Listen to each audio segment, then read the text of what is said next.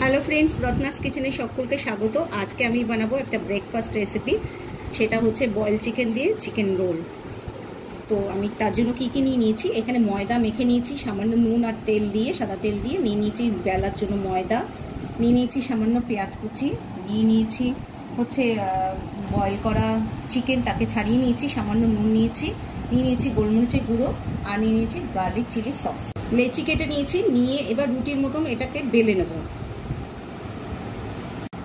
রুটির মতন বেলা হয়ে গেছে, এবার একটু বাটার নিয়ে সমস্ত রুটির মধ্যে একটুখানি স্প্রেড করে দেবো, ছড়িয়ে দেবো, মেখে দেবো।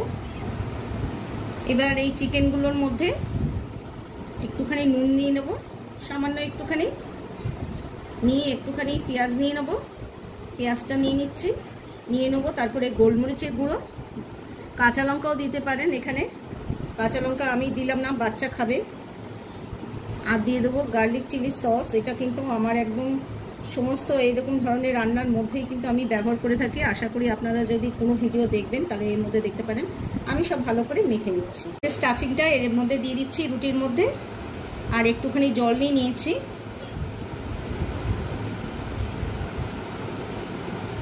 সাইড দিয়ে একটুখানি জল দিয়ে দিচ্ছি।